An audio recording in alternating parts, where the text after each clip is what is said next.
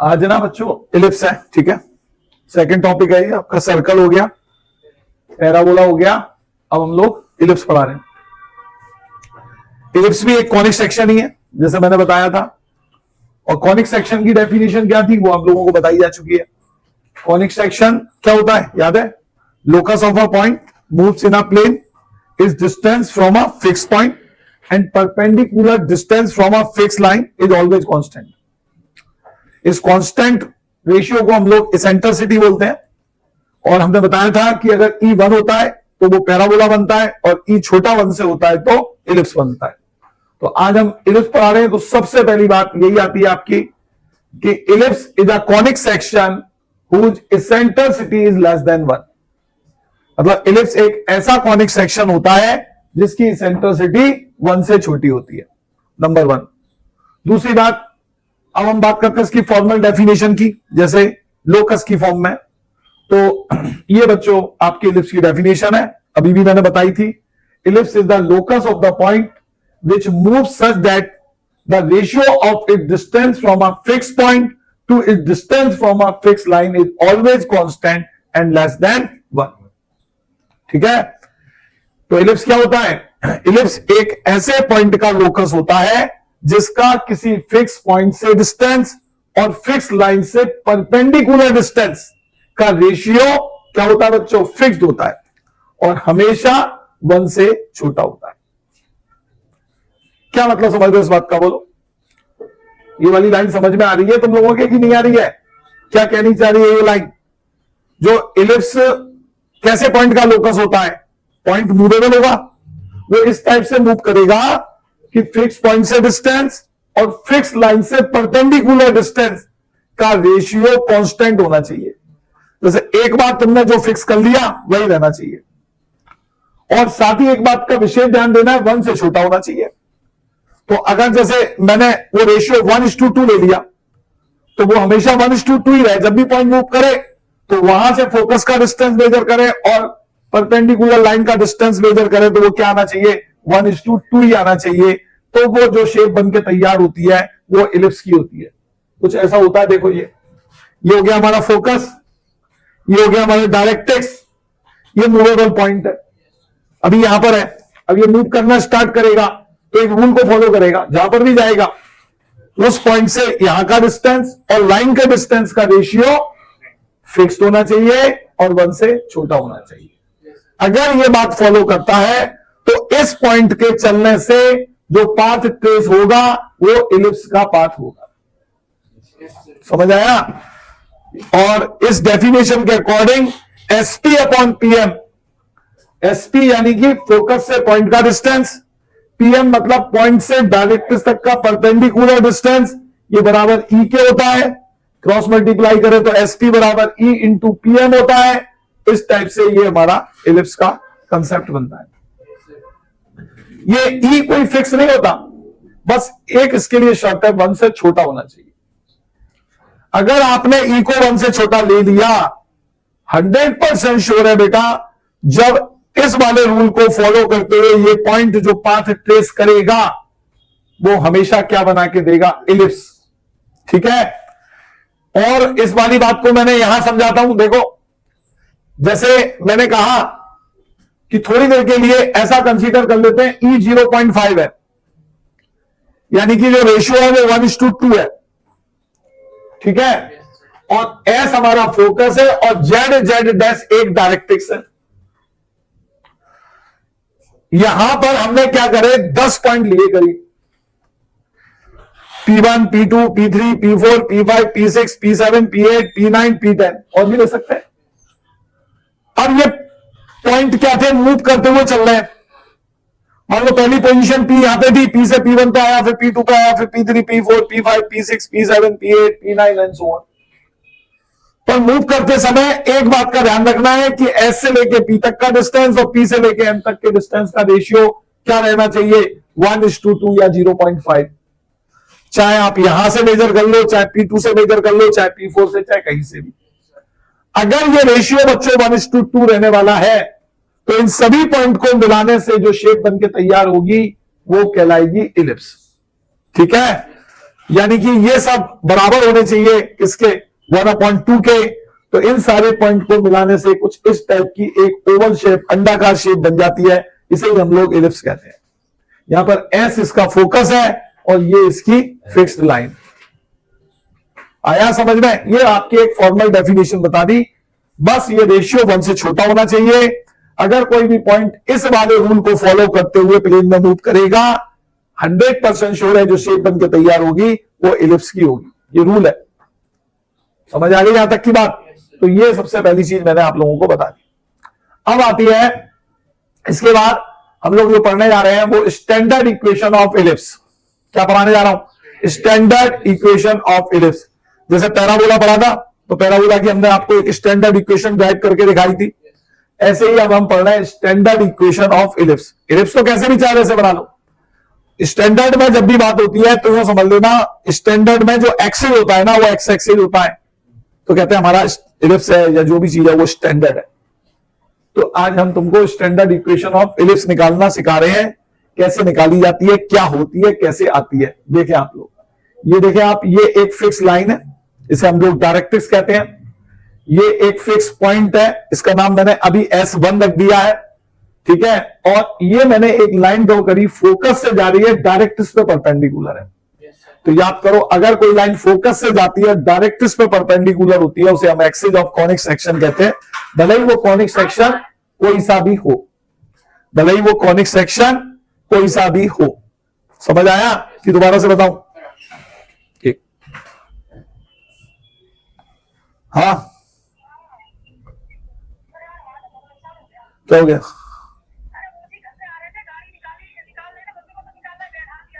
हाँ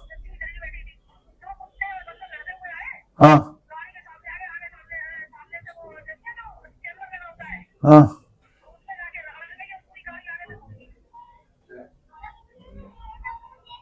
तो चल रही है क्या वहां से?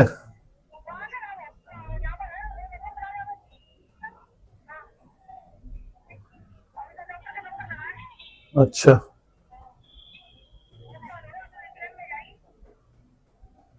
तो क्या चल तो रही है, नहीं क्या दिक्कत आई है? ऐसे कैसे कुत्तों के आने से बम्पर टूट गया? हाँ,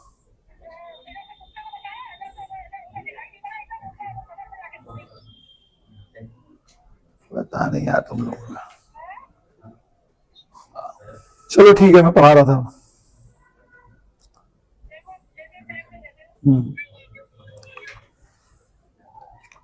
हाँ सुनो, देखो, तो ये जो मैंने लाइन ड्रॉ करी, ये फोकस से पास हो रही है और डायरेक्ट्रिक्स पे परपेंडिकुलर है, इसे हम लोग क्या कहेंगे?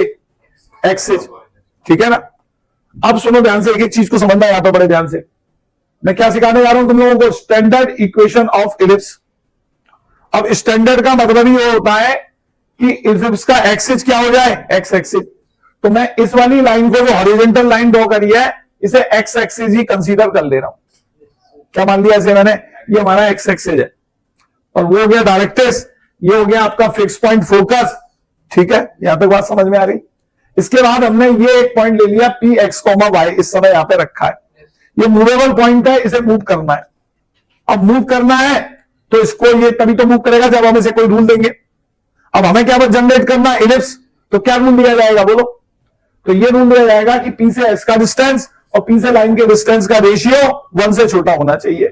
तो मैंने मान लिया कि पी एस और इसका जो रेशियो है वो ई है और 1 से छोटा है। ठीक है, ये ऐसे करके मैंने PS1 और PM मान लिया, और PS1 अपॉन PM को मैंने क्या मान लिया? E मान लिया।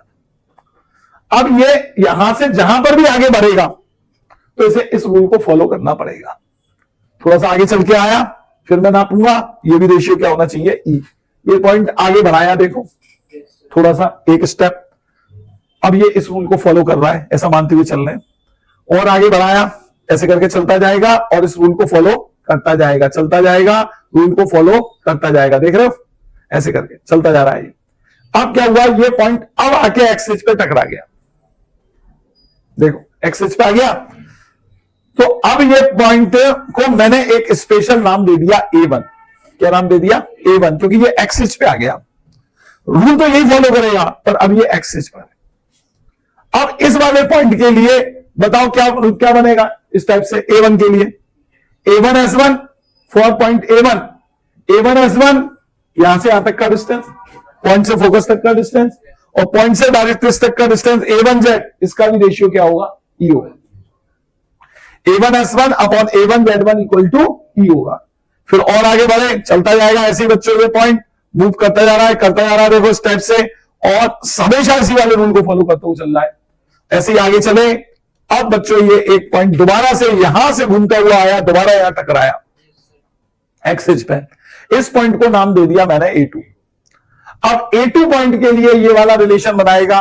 A2 से फोकस का डिस्टेंस क्या हो गया? A2S1, और A2 से डायरेक्ट्रिक्स तक का डिस्टेंस A2Z। तो यहां से देखना, ये पूरा ऐसे करके मिला देंगे तो ये बन जाएगा आपका इलिप्स। ऐसे पॉइंट चलते जा रहे हैं। और फॉर A2 पॉइंट अगर मैं बात करूं तो A2S1 अपॉन A2Z बराबर किसके हो जाएगा? E के बराबर हो जाएगा। कितना बच्चों को यहां तक की बात समझ में आ गई अच्छे से?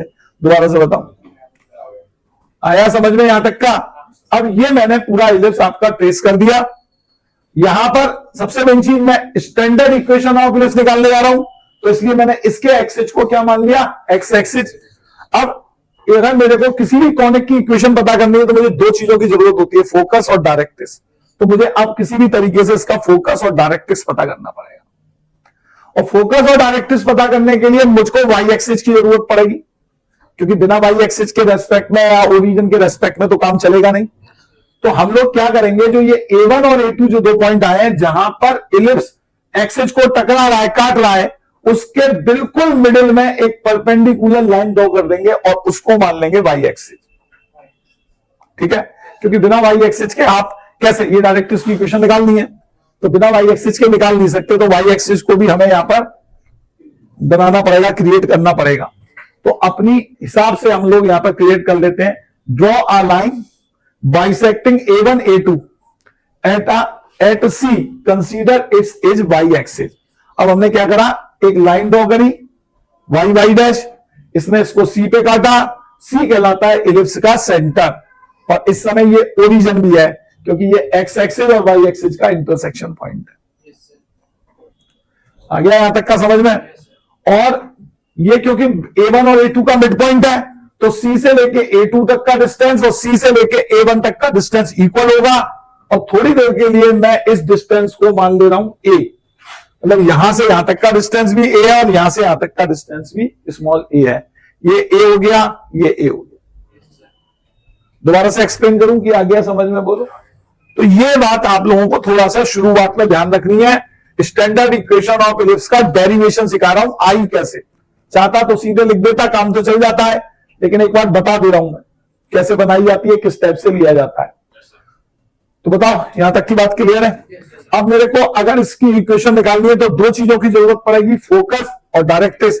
अब मैं यहीं से फोकस और डायरेक्ट्रिक्स को निकालने का कोशिश करेंगे। अभी मालूम नहीं है कि फोकस क्या है, कोऑर्डिनेट क्या है, बस ये मालूम है ये किस रेशियो में डिवाइड कर रहा है, और ये डिस्टेंस थोड़ी देर के लिए मैंने A मान लिया है। जैसे पैराबोला में मान लिया था, वर्टेक्स से फोकस का डिस्टेंस है, उतने ही डिस्टेंस पीछे पे हमने डायरेक्ट्रिक्स ले लिया था, कुछ इसी टाइप से यहां पर भी कर लिया। आगे चलते हैं। ये आपका वही वाला डायग्राम बना बनाया तैयार है। ठीक है, यहां तक बात समझ में आ गई? तो अब बच्चों इसके बाद अब मुझे फोकस और डायरेक्ट्रिक्स को निकालने के लिए काम करना है। तो फोकस और डायरेक्ट्रिक्स कैसे निकाला जाता है, सुनना जरा ध्यान से आप लोग। सबसे पहले मैं बात करूं फोकस और डायरेक्ट्रिक्स के लिए, तो देखो आप लोग जरा ध्यान से देखो बच्चों, फोकस और डायरेक्ट्रिक्स की बात कर रहे हैं। ये तो हमारा क्या कहलाएगा, ओरिजिन। यहां से यहां तक का डिस्टेंस कितना है, A। यहां से यहां तक का डिस्टेंस कितना है, A ही मान लो, डिस्टेंस तो यही है। कोऑर्डिनेट की बात करेंगे तो माइनस A लिखेंगे, डिस्टेंस आपका ये A ही है। और ये वाला जो रेशियो दे रखा है, तो सबसे पहले एक चीज हमने देखा था फॉर पॉइंट A1, हमने अभी बताया था तुमको कि A1S1 upon A1Z equal to किसके है, E के। देखो क्रॉस मल्टीप्लाई मैंने किया तो A1S1 बराबर आ जाएगा E इंटू A1 जेड, ये आ गया। अब यहां से जो तुम देख रहे हो A1 S1 ये वाला डिस्टेंस है, इस डिस्टेंस को मैं लिख सकता हूं CA1 माइनस CS1, देखो इक्वल टू E A1Z, ये वाला डिस्टेंस है A1Z इतना, इसे मैं लिख दे रहा हूं CZ माइनस CA1। देखो मतलब क्या हो गया, सारे डिस्टेंस मैंने सेंटर से मेजर कर लिए, ओरिजिन से, जिससे काम आसान हो जाएगा। AS1 को देखो मेरा AS1, इसे क्या ले लिया पूरा CA1 और माइनस CS1, और A1Z जो इतना छोटा सा, इसे फिर से सेंटर से लिया तो CZ माइनस CA1। अच्छा बताओ CA1 कितना था A, तो CA1 की जगह मैं A लिख दे रहा हूं, तो A minus CS1 equal to E CZ minus CA1 को भी क्या लिख दे रहे हैं A, और इसे आप इक्वेशन नंबर 1 डाल देना। ये 4.A1 का हमने ले लिया। अब आते हैं हम 4.A2, बताओ 4.A2 क्या बनेगा, इसी टाइप से बोलना, ये रहा A2 पॉइंट, तो यहां पे लिख सकते हो A2S1 upon A2Z equals to E, cross multiply करो, A2S1 equal to E into A2Z, ठीक है, समझ आना चाहिए कि नहीं। अच्छा अब बताओ A2S1 पिक्चर में देखो, दिख रहा है। अब आप इसे सेंटर से ब्रेक करने की कोशिश करो, सेंटर से ब्रेक करना C से, तो A2S1 को मैं लिख सकता हूं CA2 प्लस CS1 है, CS1 equal to E A2Z, दिख रहा है A2Z, इसे मैं लिख सकता हूं पता है क्या, CA2 प्लस CZ। अच्छा CA2 डिस्टेंस कितना है A, तो इसे मैं लिख सकता हूं A plus CS1 equal to E A plus CZ, इसे आप नंबर 2 डाल देना। अगर मैं तुमसे कहूं थोड़ी देर के लिए कि बेटा इस फोकस के कोऑर्डिनेट मुझे बताओ, इस पिक्चर में देख के, तो बताओ क्या होंगे। अगर देखा जाए जैसे कोई तुमसे पूछे S1 के कोऑर्डिनेट बताओ, तो पहली बात तो यही सर ये तो एक्स एक्सिस पर है तो इसका वाई कोऑर्डिनेट तो 0 होगा, पक्का है सर। अब मैंने कहा एक्स कोऑर्डिनेट क्या होगा, तो अब ये इस साइड है तो इसका कोऑर्डिनेट ये वाला डिस्टेंस के इक्वल होगा CS1 जो भी डिस्टेंस होगा, तो मैं चाहूं तो यूं लिख सकता हूं माइनस का CS1। अब मुझे मालूम तो है नहीं CS1 क्या है, तो अगर मुझे CS1 डिस्टेंस पता चल गया तो मुझे फोकस पता चल जाएगा कि नहीं पता चल जाएगा। और देखो इसमें CS1 आ रहा है, देखो ये रहा। अब मैंने कहा डायरेक्ट्रिक्स की इक्वेशन बताओ, तो ये रहा डायरेक्ट्रिक्स, तो तुम यहां पर देखोगे तो डायरेक्ट्रिक्स जो है वो सेंटर से CZ डिस्टेंस पर है। अगर CZ डिस्टेंस पता चल गया तो डायरेक्ट्रिक्स भी पता चल गया, तो देखो CZ इसमें भी आ रहा है। तो ये दो जो इक्वेशन मैंने बना ली, इसमें मेरे को वही टर्म सारे दिख रहे हैं जो मुझको नीड है। अब मैं क्या करूंगा, इन दोनों इक्वेशन को सॉल्व करके CS1 और CZ निकाल लूंगा, जिससे मुझे फोकस और डायरेक्ट्रिक्स पता चल जाएगा। और जैसे ही फोकस और डायरेक्ट्रिक्स पता चलेगा सो ये आपकी इलिप्स की इक्वेशन निकल कर आ जाएगी। समझ में आ रही बात। तो ये बेटा आप लोगों को इतना ध्यान रखना है, किस टाइप से काम चलेगा ये देख लो आप लोग। अब हम क्या करेंगे, फर्स्ट और सेकंड इक्वेशन को सॉल्व करेंगे और इनको सॉल्व करके क्या निकालेंगे, CS1 और CZ। अब बताओ कैसे सॉल्व करें फर्स्ट और सेकंड को कि हमारा CS1 और CZ निकल आए।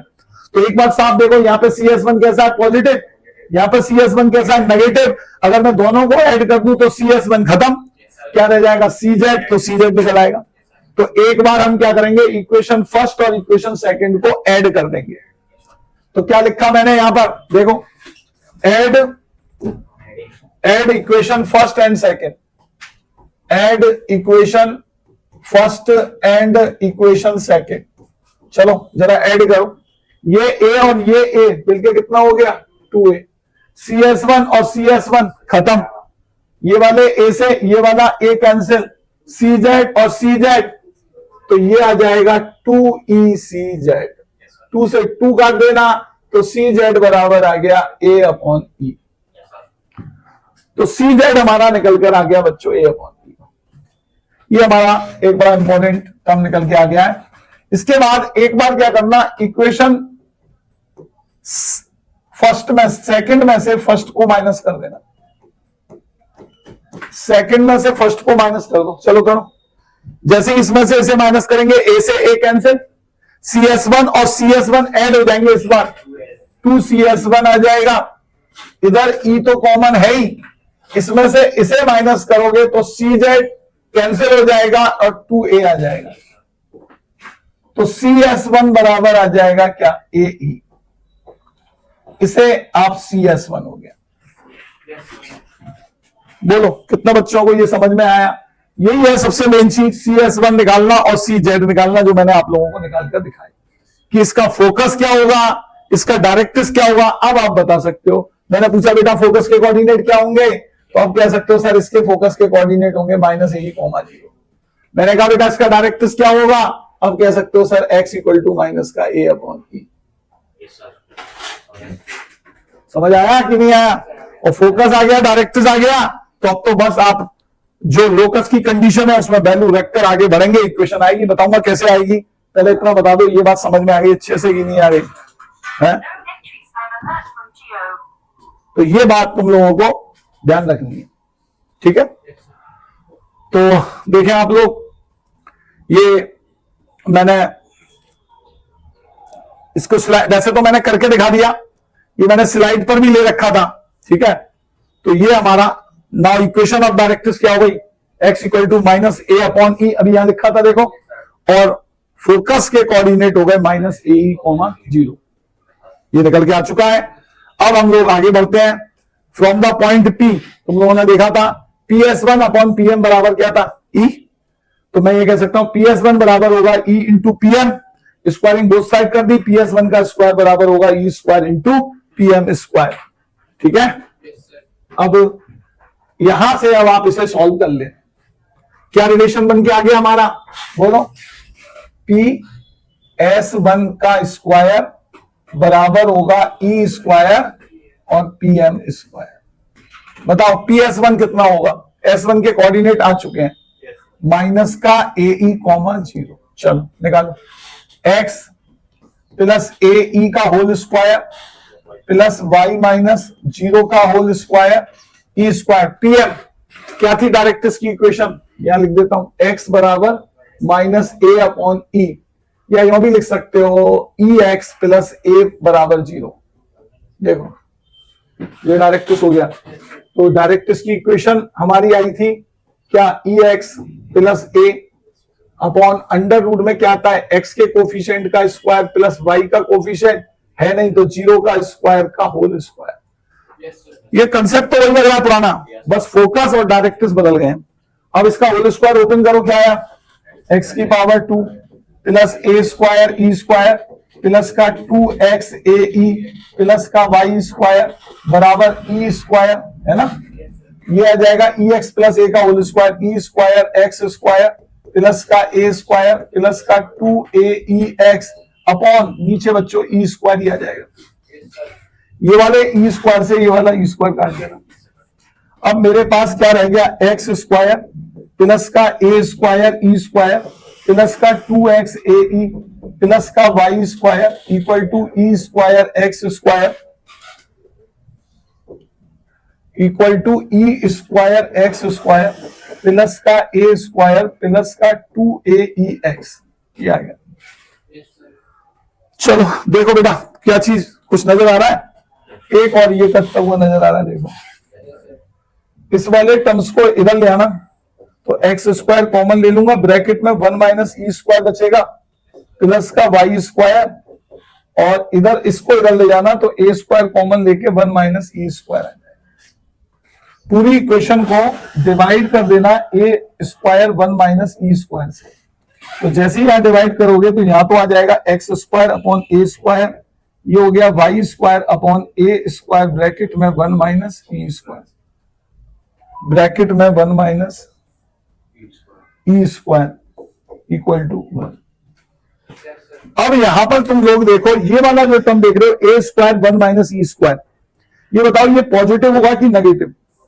पॉजिटिव होगा, क्योंकि ई 1 से छोटा है तो उसका स्क्वायर और छोटा हो जाएगा, 1 से माइनस करेंगे तो पॉजिटिव आएगा। तो हम लोग थोड़ी देर के लिए कंसीडर कर लेते हैं, कंसीडर कि ए स्क्वायर ब्रैकेट में 1 minus E square equal to B square, इसको हम बी स्क्वायर मान लेते हैं। तो इस पूरे की जगह हम लोग बी स्क्वायर लिख देते हैं, तो ये हमारी इक्वेशन बन जाती है X square upon A square plus Y square upon B square equal to 1।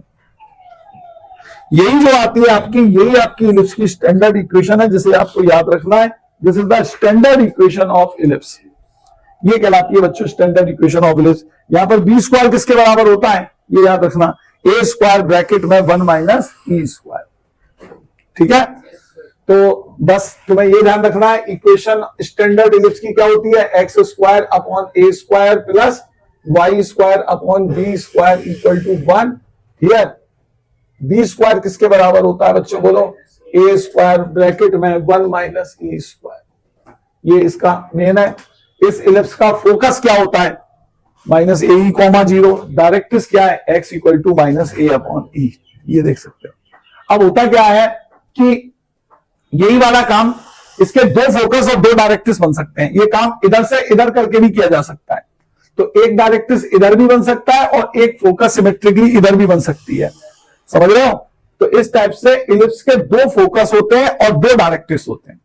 अगर ये वाला focus minus a e comma 0 आ रहा है तो सिमेट्री से ये वाला जो फोकस होगा ये ए ई कॉमा 0 आ जाएगा, एक डायरेक्ट्रिक्स इधर बन जाएगा, इसकी equation x equal to a upon e हो जाएगी। तो एक इलिप्स में 2 फोकस और 2 डायरेक्ट्रिक्स होते हैं। तो देख सकते हैं आप क्या कोऑर्डिनेट होते हैं, इक्वेशन क्या होती है, बी स्क्वायर क्या होता है, ये सारी बातें मैंने बता दी। बोलो समझ आया, दोबारा से एक्सप्लेन करूं ये बात। तो ये इसका मैंने आपको इलिप्स का डेरिवेशन सिखा दिया, स्टैंडर्ड इक्वेशन कैसे ये आई। ठीक है, यहां तक बात समझ में आ गई। तो ये आप लोगों को वैसे तो एग्जाम में नहीं करने को आता है, जो सिर्फ नॉलेज के लिए बताया मैंने। ज्यादातर तो हम लोगों को बस खाली यही बता दी जाती है कि ये इलिप्स की इक्वेशन होती है, इसे याद कर लो, x square upon A square plus Y square upon B square equal to 1। फिर कहते हैं उसका फोकस याद कर लो, plus minus a e comma 0 होते हैं। या तुम्हें पता चल गया ए ई क्यों आया, मैंने कहा डायरेक्ट्रिक्स ये होता है, तो अब तुम्हें पता है कि ए अपॉन ई क्यों हुआ। तो रटने के साथ लॉजिकली हमें पता भी है ये चीजें आई कहां से हैं, और उस समय सिर्फ हमको याद ही करनी पड़ेगी, और याद तो अभी भी करनी पड़ेंगी, ऐसा नहीं है। पर अब तुमको ये पता है ये चीजें आ कहां से रही है, फोकस ए ई कैसे हो गया, डायरेक्ट्रिक्स ए अपॉन ई कैसे हो गया। वो मैंने जो पिछले पेपर में 2 इक्वेशन बनाई थी, उनको सॉल्व करके जो वैल्यू निकाली थी, वहां से ये चीजें निकल कर आती है। एक इलिप्स में ये वाला जो इलिप्स बनता है, इसे हम लोग हॉरिजॉन्टल इलिप्स कहते हैं। कौन सा इलिप्स कहते हैं, हॉरिजॉन्टल इलिप्स कहलाता है। यहां पर जो ये वाला डिस्टेंस होता है इससे बड़ा होता है, इसकी वजह से इसका नाम हॉरिजॉन्टल इलिप्स रखा जाता है। बोलो समझ आया यहां तक। तो ये तुम्हें बेटा तैयार करना है, इसकी इक्वेशन को ड्राइव करना भी सीख लेना एक बार अच्छे से, जिससे बातें चले तुम्हारे समझ में आ जाए। इसके बाद देखो यही सब चीजें मैंने यहां पर भी कर रखी है, ये आ गया हमारा, जैसे मैंने करके दिखा दिया था आपको, तो यहां पर ये सब हो भी रहा था, मैंने कर रखा था, तो ये हो गया। इसके बाद एक चीज ये ध्यान रखना, एज वी नो दैट ई हमेशा 0 और 1 के बीच में लाई करता है, जानते हो। तो मैंने पूछा बेटा ई अगर 0 और 1 के बीच में लाई करता है तो 1 माइनस ई स्क्वायर कहां से कहां तक लाई करेगा, वो भी 0 से 1 के बीच में लाई करेगा। ठीक है, इसको ए स्क्वायर से मल्टीप्लाई कर दिया तो ये पूरा एक्सप्रेशन 0 से ए स्क्वायर के बीच में लाई करेगा। इसको हम लोग क्या कहते हैं, बी। तो बी स्क्वायर 0 से ए स्क्वायर के बीच में लाई करेगा, यानी कि बी की वैल्यू छोटी होगी ए से, और बी जब ए से छोटा होगा तो इलिप्स थोड़ा पिचका सा हुआ होगा इधर की तरफ, एक तो ऐसे नहीं बनेगा, थोड़ा लेटा हुआ बनेगा। यही कारण है इसको हम लोग कौन सा इलिप्स कहते हैं, हॉरिजॉन्टल इलिप्स कहते हैं। ठीक है, तो ये वाली बात भी आप लोगों को ध्यान रखनी है। इसके बाद बच्चों अगर हम कुछ टर्म्स की बात करें, terms associated with N ellipse, जैसे वहां पर हमने कुछ टर्म्स पढ़े थे पैराबोला से रिलेटेड, ऐसे यहां पर भी कुछ टर्म्स हैं इलिप्स से रिलेटेड। तो पहला टर्म जो मैं तुम लोगों को पढ़ाने जा रहा हूं इलिप्स से रिलेटेड, वो टर्म है सेंटर। क्या होता है सेंटर, याद है, अभी वैसे बता दिया था मैंने, लेकिन यहां पर एक और वे से सीख लो। The point that bisect every chord of an ellipse drawn through it is known as the center of the ellipse. It is also the midpoint of both focus and mid point of both directrix. मतलब ये एक ऐसा point होता है जो ellipse की cord अगर इस पॉइंट से गुजर रही है तो वहां पर इस पॉइंट पे ये बाइसेक्ट हो जाएगी। इस पॉइंट की खास बात होती है, ये इलिप्स की दोनों फोकस का मिड पॉइंट होता है, ये इलिप्स के दोनों डायरेक्ट्रिक्स का मिड पॉइंट होता है, बिल्कुल बीचों बीच में स्थित होता है। समझ आ गई बात कि दोबारा से समझाऊं? बोलो। जैसे ये देखो, ये एक कॉर्ड ड्रॉ करी, सेंटर से जा रही है, ये एक कॉर्ड ड्रॉ करी, सेंटर से जा रही है, भले ये दोनों बराबर है या नहीं है उससे मतलब नहीं है, पर इस पॉइंट पर ये वाली कॉर्ड बाइसेक्ट होगी, यानी कि इतना हिस्सा इसके बराबर होगा, इतना हिस्सा इसके बराबर होगा। कोई और भी कॉर्ड यहां से पास हो जाए तो वो भी बाइसेक्ट होगी। अब जैसे ए और ए डैश है, देख रहे हो, ये भी तो कॉर्ड हो गई, तो ये बाइसेक्ट होगी। यहां पे ये वाली देख रहे हो, ये भी कॉर्ड है, ये भी बाइसेक्ट होगी। एस पॉइंट को हम लोग सेंटर कहते हैं, और ये इलिप्स का सेंटर इस समय क्या कहलाएगा? ओरिजिन, क्योंकि यहां पर ही हमने ओरिजिन मार्क किया था स्टैंडर्ड इलिप्स का। वैसे किसी भी इलिप्स का कहीं पे भी हो सकता है, पर स्टैंडर्ड इलिप्स का सेंटर ओरिजिन होता है। ठीक है, इसके बाद नेक्स्ट लेते हैं टर्म्स एसोसिएटेड विद इलिप्स में वर्टाइसिस आ रहा है। वर्टाइसिस कहां पे होती है? सुनना, the point of intersection of ellipse with the line passing through the foci is known as vertices. मतलब इलिप्स जो लाइन फोकस से पास हो रही होती है, फोकी फोकी मतलब जो फोकी होता है ना, वो फोकस का प्लूरल वर्ड है। फोकस मतलब एक, फोकी का मतलब बहुत ज्यादा, दो या दो से ज्यादा, तो प्लूरल के लिए हम लोग कौन सा वर्ड यूज करते हैं? फोकी। तो the point of intersection of an ellipse with the line passing through the foci is known as vertices. क्या है इस लाइन का मतलब? जो लाइन इलिप्स की दोनों फोकस से होके पास हो रही होती है, वो इलिप्स को जिस पॉइंट पर इंटरसेक्ट करती है उस पॉइंट को हम इलिप्स की वर्टाइसिस कहते हैं।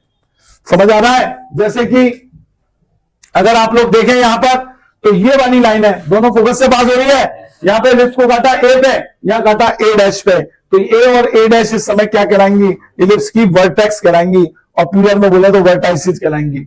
यहां से यहां तक का डिस्टेंस क्या होता है? ए, तो इसके कोऑर्डिनेट होंगे a,0। यहां से यहां तक का डिस्टेंस भी a होता है, तो इसके कोऑर्डिनेट होंगे -a,0। वर्टाइसिस समझ में आ गई? वर्टाइसिस के बाद बच्चों अगला आती है कोवर्टाइसिस।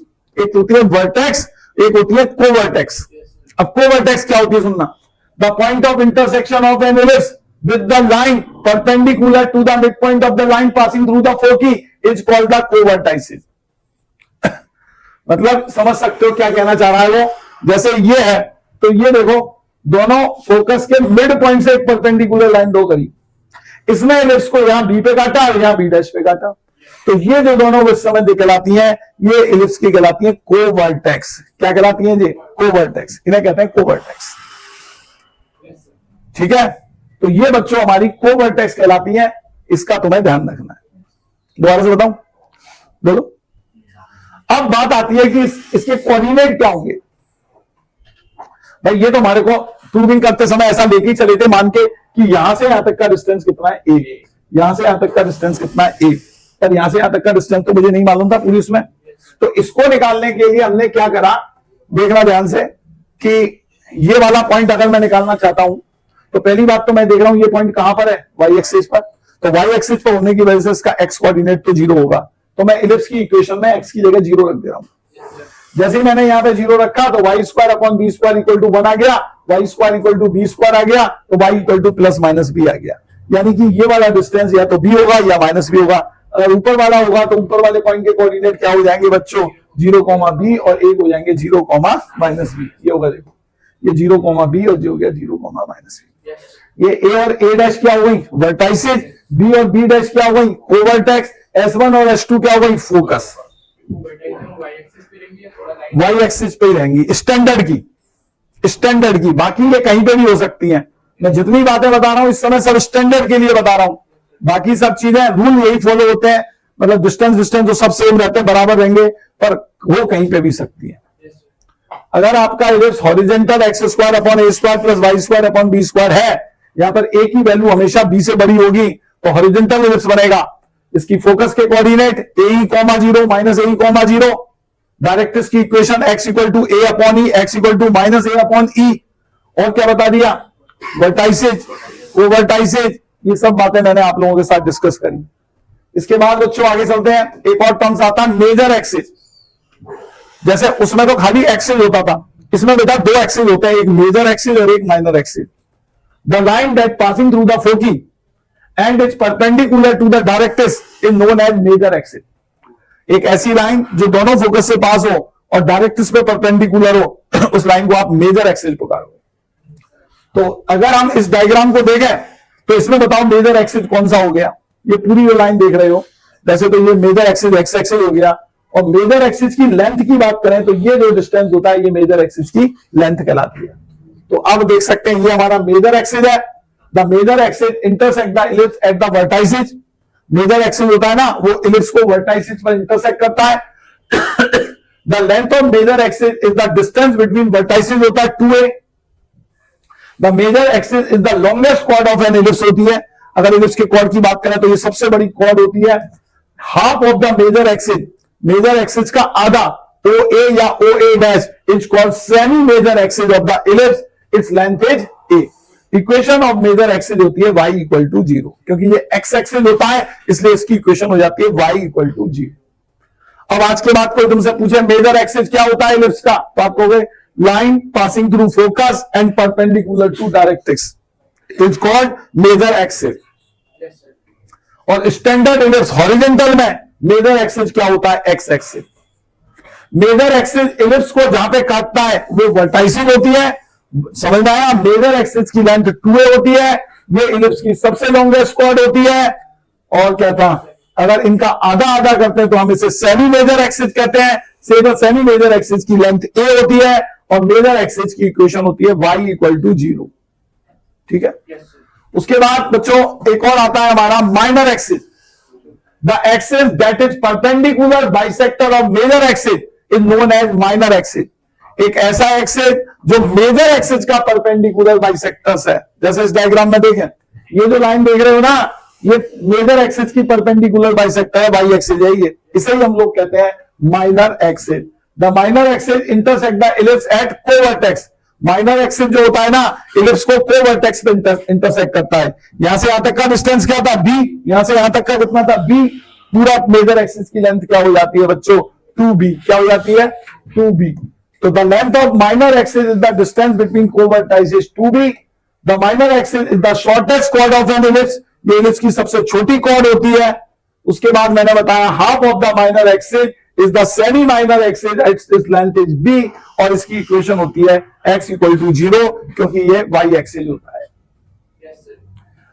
तो क्या मेजर एक्सिस समझ आ गया, माइनर एक्सिस समझ में आ गया, वर्टेक्स क्या होती है, कोवर्टेक्स क्या होती है, मैंने सारी बातें बताई। ये सारे और सेंटर, ये सारी टर्मिनोलॉजी ध्यान रखनी है। सेंटर क्या होता है बच्चों, बोलो। जहां पर इलिप्स की कॉर्ड दो पार्ट में डिवाइड हो जाती है उस पॉइंट को हम लोग सेंटर कहते हैं। स्टैंडर्ड इलिप्स का सेंटर ओरिजिन होता है। सेंटर के बाद फिर मैंने दूसरी बात क्या बताई थी, वर्टाइसेस। तो वर्टेक्स में दो होती है, एक वर्टेक्स होती है, एक कोवर्टेक्स होती है। तो जब वर्टेक्स की बात होती है तो बस याद रखना जो एक्सिस होता है इलिप्स को जिस पॉइंट पे कट करता है वो पॉइंट कहलाते हैं वर्टाइसेस। और स्टैंडर्ड इलिप्स में ये ए और ए डैश होते हैं, कोऑर्डिनेट याद कर लेना। ए डैश को क्या कहते हैं, मेजर एक्सिस। बी डैश को क्या कहते हैं, माइनर एक्सिस। मेजर एक्सिस की लेंथ 2a, माइनर एक्सिस की लेंथ 2b होती है। ठीक है, समझ आ रहा है यहां तक का, आ गया। अब आता है डबल ऑर्डिनेट। डबल ऑर्डिनेट तो पढ़ा हुआ होगा ही, पैराबोला में भी पढ़ाया था हमने। क्या होता था पैराबोला में, जो डबल ऑर्डिनेट होता है वो यहां पे होता है। ये कॉर्ड होती है पैराबोला की परपेंडिकुलर टू मेजर एक्सिस। देखो, a chord perpendicular to major axis is known as double ordinate. There can be infinite double ordinate in an ellipse. बहुत सारे डबल ऑर्डिनेट हो सकते हैं इलिप्स में। From the figure PQ is the double ordinate. अगर हम इस figure की बात करें तो PQ क्या कहलाएगा, इसका डबल ऑर्डिनेट कहलाएगा।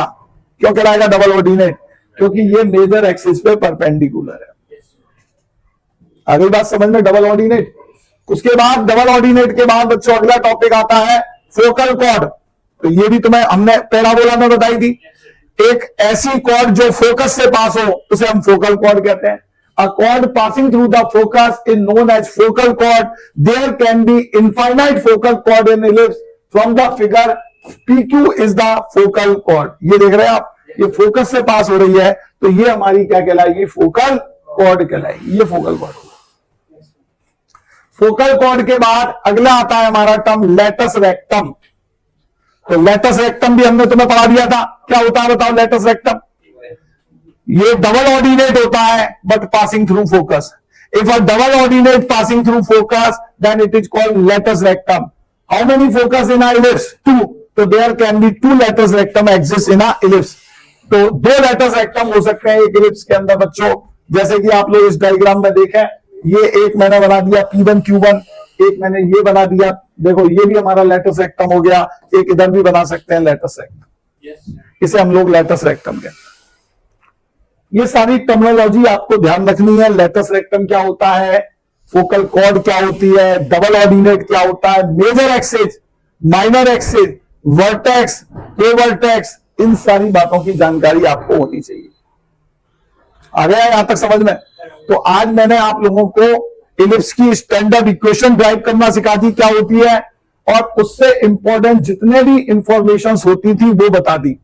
कल के लेक्चर में मैं आप लोगों को एक तो ये लेटस रेक्टम की लेंथ निकालना सिखाऊंगा क्या होती है. करनी तो याद ही है, पर फाइनली हम निकालना सिखाएंगे कि लेटस रेक्टम की लेंथ क्या होती है. दूसरा फोकल डिस्टेंस क्या होता है वो निकालना सिखाएंगे. और एक और इलिप्स के बारे में चर्चा करेंगे जिसे हम लोग वर्टिकल इलिप्स कहते हैं. ये तो कौन सा इलिप्स पढ़ा होता है सारा, हॉरिजॉन्टल. ऐसी एक और इलिप्स फॉर्म होता है जिसे हम लोग वर्टिकल इलिप्स कहते हैं, उसकी बात करेंगे. ठीक है ना? तो आप लोग इतना करना, आज ये सारी टर्मिनोलॉजी को ध्यान रखना. एक बार इलिप्स की इक्वेशन का डेरिवेशन खुद से कॉपी पे करना. वैसे नहीं आता है पर करना अच्छा रहता है, प्रैक्टिस हो जाएगी तो और जगह कंसेप्ट में यूज होंगे तो तुम्हें वहां पर उसकी नॉलेज रहेगी. ठीक है?